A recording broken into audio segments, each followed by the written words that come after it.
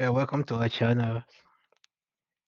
And today we have a different topic altogether. So today I really want to take on another subject, but this thing still have to be on the issue of developments in Nigeria so far. You know, before and after the elections. So, but this whole thing now has popped up so many questions from east, west, north, south as to the you know coexistence of Nigeria as a nation and as a people. Is it really feasible as it is now for Nigeria to really do it together? Because, as you know, before, before the white people came to Nigeria or to Africa in general, Nigeria have their own different nationalities that has been living on their own and doing their own things without much problem.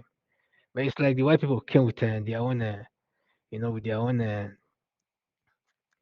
own purpose, and that purpose was to, do anything whatsoever.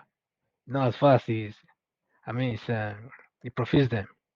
It didn't really care about, the significance of the cultures of the people and how they live.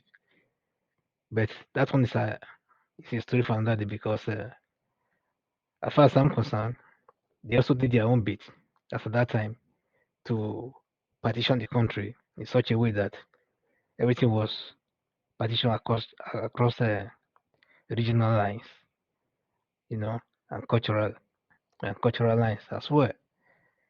So then there was peace as to compare to what we now have. Because what we now have is like another internal colonialism that is taking place in Nigeria. It's like some section of the country have not seen it as, they call it politics, but to me, I don't call this politics anymore. They now see it as a right, to be used and misused or abused, either by taking some pockets of people from other parts of the country and stuff, to be in your cabinet, to make it look, to have a coloration of a nationalistic, what have you. But that is not the way it actually is. So it's like a section of the country actually abusing the rest of the country or colonizing the rest of the country. So whether directly or indirectly, I don't care. So but what I do know also is that the Europeans are still involved. The so-called British and the colonial masters are still involved. And so many other European powers and external influences are still involved. So they won't really mind, if they see you clean yourselves for whatever reasons, why you think you're fighting for power. Meanwhile, you're actually fighting, to protect their own interests. Why they are giving you some, peanuts just to, quench your taste and things like that. So that's the way I see it. So, but on the whole, you can see that the country has the larger portion of the country has been very, very, very, you know, patient, as as to this regard, So that's why I would like to name this very subject with the headings of the patience is bitter, but its fruit is sweet. You see, larger portion of the Nigeria populace has been very, very patient all this while, hoping that things will get better. But in actual sense, the way it seems now, or the way it's like, it's like it's really obvious now that things cannot really get better overnight, except we really take the mantle by the hands and make things to happen. So we can't keep wishing and wishing, that God will come and fix all the problems of Nigeria without Nigerians themselves fixing these things. So what I'm trying to say here is that the area called Nigeria today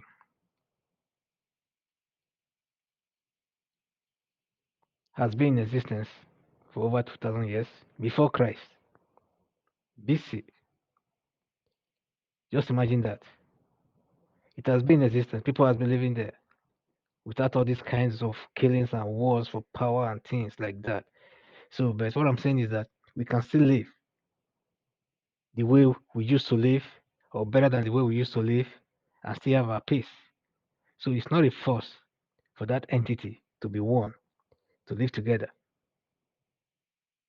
It's not a force because a lot of things has come into play that has made it practically or almost impossible this time around to see that country as being one.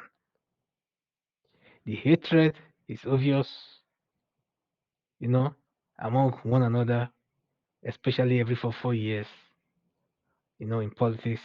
The hatred has been shown in various different occasions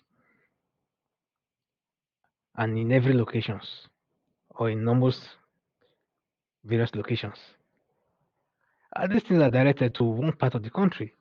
And when you look at this one part of the country that these hatreds are being directed towards, actually, you find out that this part of the country are actually the resourceful part of the country that's called Nigeria today. So, but somehow, they've always tried everything to make sure that this same path are somehow, you know, scam out of the power equation at the top because suddenly they realize that these people have so many things that they don't have. That the only thing that they want now is the power to control what those people have. And they not thought or think that that power that they need now is that political instrument. Either they can use it to disorganize, to cause problem in those areas where they think, or destroy what those people has already built, etc. So that is what I call jealousy and hatred. It's like you saying, "Oh, I can't build such a fine house. So if you can build such a fine house, somehow, if I get a chance and things like that, I will destroy it. If you can build such a business, you know, don't worry, time will come. Any little thing just comes up, then I deploy my followers or my boys to destroy that this thing that you are so proud with. Because during the NSAS protest, you saw it in 2020. You saw what they did to the youth. The youth came out with their cars, etc., blasting music on the streets of Abuja, streets of Lagos, everywhere. Before you know it, they send their talks and stuff like that. They start to attack all the cars that was parked along the road, etc. Destroy all the cars with their cutlasses and stuff like that. Burn all the cars.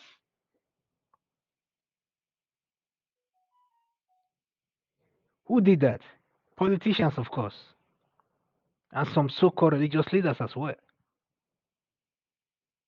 And those who were saying that the NSAS protest was simply against Buhari government, to dethrone Buhari and to enthrone another government, which they were simply against.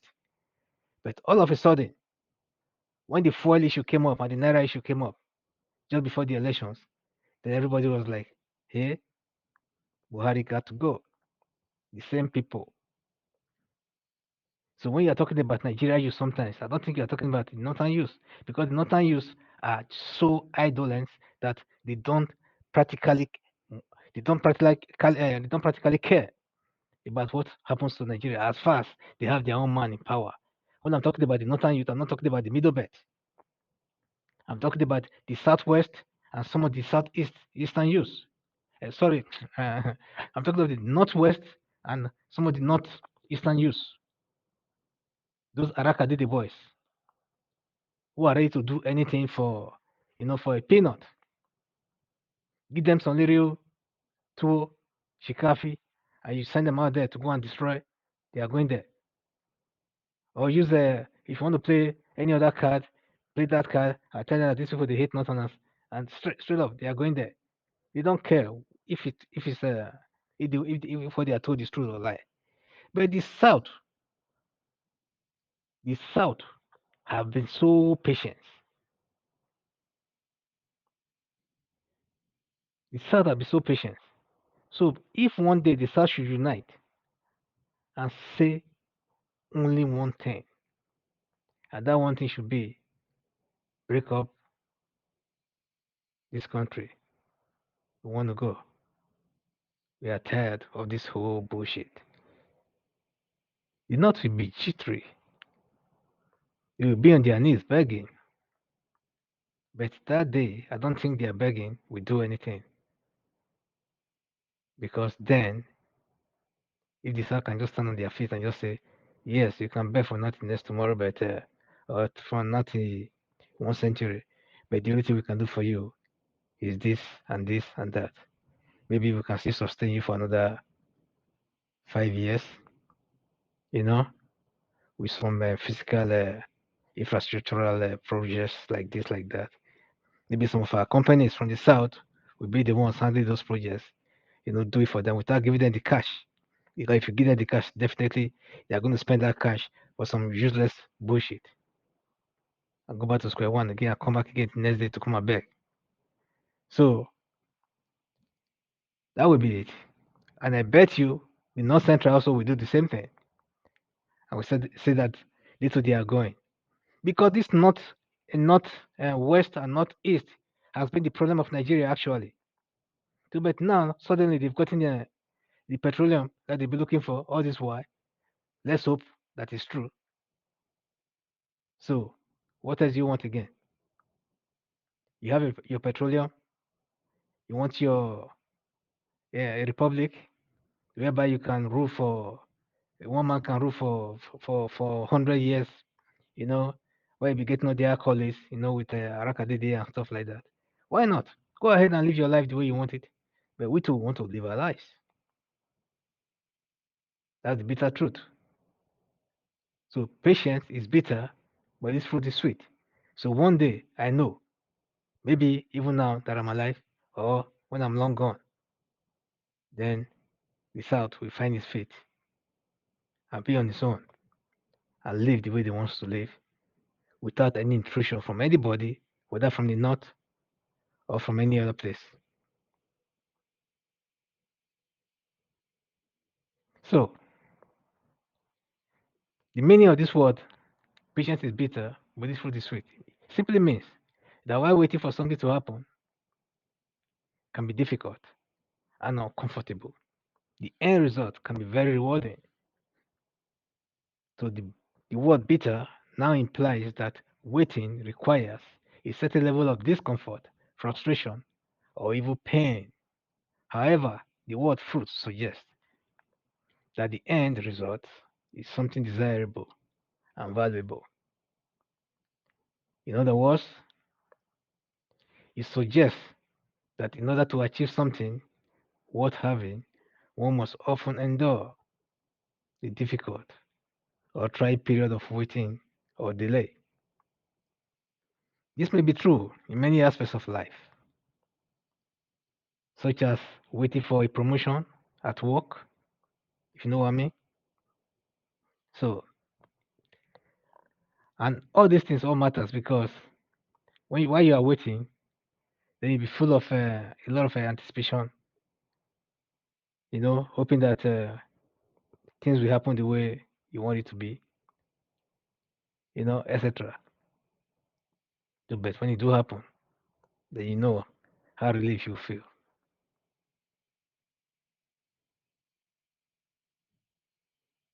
So, one must often endure a difficult or trying period of waiting or delay, like I said.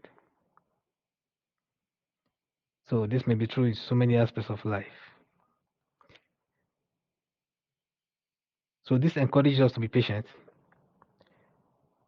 and persevere through difficult times. Knowing that the end result will be what? The effort. Or so we hope. It also reminds us that the best thing in life often requires hard work and perseverance, and that the rewards are often sweeter for those who are willing to put in the effort that it requires. So, overall, this whole thing suggests that Patience is an important virtue that can lead to great rewards if one is willing to endure the challenges that come with it. So, my countrymen and women, don't be despair. A lot of people has lost their lives in all of this struggle. Sometimes I sit down, I read some things, sometimes I reflect on things, I remember things. How a lot of Southerners has actually lost their lives, for that country or so-called country called Nigeria. Mostly Southerners. Was it during the Babangida era, for example, all those plane crashes that when they were killing all those Southern military officers and things like that? They just put about maybe 20, 25 young Southern military officers together. And the next thing, and they ditch and blow the whole aircraft. And the next thing you hear that an aircraft has crashed. Or even during the Obasanjo, this thing when the Ogudu Ranch plane crash, where most Southern officers again were killed again when they were trying. That was when they were trying to reform the military, if you still remember. So the price that the Southerners has paid, if the Northerners were to pay half of that price, that country would have caught fire since, would have got burned. So, but how long will the Southerners be so patient? A Southerner now will be the highest ranking officer in the military, next thing, somebody will just come there because they happen to have their own men on top. They will come, they just retire, maybe 20 Southerners, top officers. Then they bring out maybe a colonel and make him a lieutenant colonel or a general. Then they take the other ones to find their way. Before you know it, they start to, retire en masse, en masse, en masse, en masse. And nobody seems to actually care. Even in a democracy, this is what I'm talking about.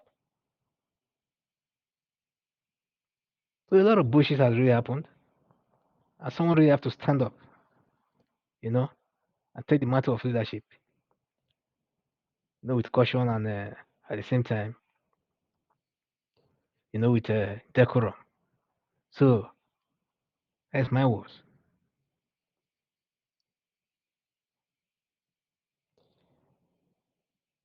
So this patient is becoming something else. But then, if it's worth waiting for, then let's hope that at the end we'll be able to look back and say yes, we done the best we could, and we thank God for what we've achieved. So to build a country, I know it's not easy. It's not done in within a day or two. So, but that's not the issue here. The issue is that what has been happening is not normal. If it's normal, then we know that it was normal. So because a child of 63 years old is no more a child, it's a man, and he has to be.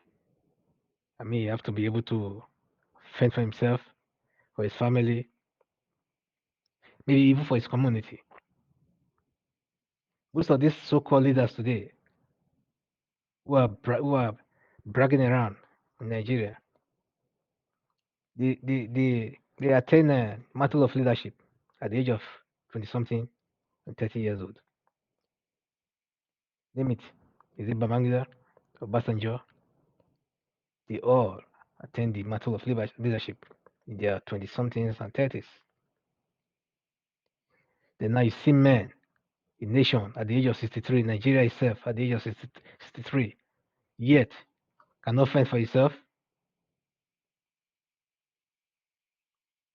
and yet Nigeria is calling itself giant of Africa. Where some countries are just less than 30 years old, and yet they can run things, taking care of their citizens, even granting free scholarships, free educations, and things like that. Nigeria can't do that. I'm talking about countries without petroleum, without oil, without anything like that, without no mineral resources. They just have human resources. The human resources Nigeria alone, if Nigeria is organized, Nigeria can go a long way. Why don't you just pick up one country that is progressive and copy their system and see if it favors you than being on the fence of this so-called democracy?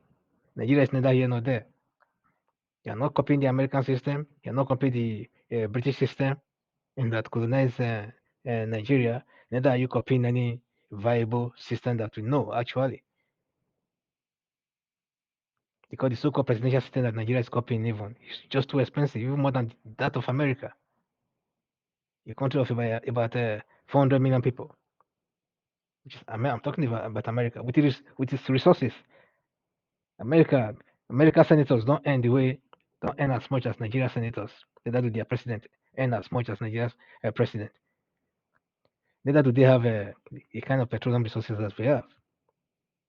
But yet they have all the technical know-how and things like that, and money, and they are well developed, and their tax system is in tune. So therefore, they are able to take care of you know their financial needs and things like that. So whom are you copying? Who is Nigeria copying? What system is Nigeria copying? The administrative system, which country are you copying? Most things these days are not secret anymore. If you don't know something, go to internet and learn. So maybe the president should go to the internet and learn also and see how other countries, how other presidents do their things, how they fund their cabinet and how the cabinet actually operates, and how the state generates money for their own people and stuff like that. In Nigeria, a state don't have the power to do most of the things. If a state should have the power to generate its own electricity, for example, and distribute its own electricity, then all this nonsense won't be happening. If as an individual I can buy a generator and power my own compound, why can't a state power its own state? Does it make any sense to you? It's out of jealousy. They just don't want to see it happening because so long they are in dark, they want every other person to be in dark. So all these things have to have an end. Because to me, I think I'm tired of it. And I know that the youth are tired of this whole thing also. We have seen the reactions of the youth every now and then, coming out. Because they've not resolved to burning and looting out, of so many, what do you call it, government infrastructures like what was about to happen in NSAS during the NSAS protest. It doesn't mean that the federal government or the state government cannot do something now. You don't have to wait until things get out of hand because people are getting really frustrated. And sometimes when you push people to the wall, the only way they can just let it out is by, you know, doing out the frustration in the open. And before you know it, heads will start to roll. So those who are in power of authority, who are in a position of authority, should take note of all this and fix fix the problem. Deficit in the problem and the deficiency is expanding. It's over expanding, over expanding. So those who are saying that Nigeria is sitting on the keg of gunpowder, it's an underestimation of the highest order because what it's sitting on is more than it's more than that. Because when a country becomes hopeless, especially when the youth are hopeless or find themselves in a hopeless situation, then definitely that country will soon be in shambles. Ladies and gentlemen, thank you for coming by. So subscribe to our channels if you've not, and give us a thumbs up, like our videos, and share. Thank you very much. God bless you. See you soon. Bye.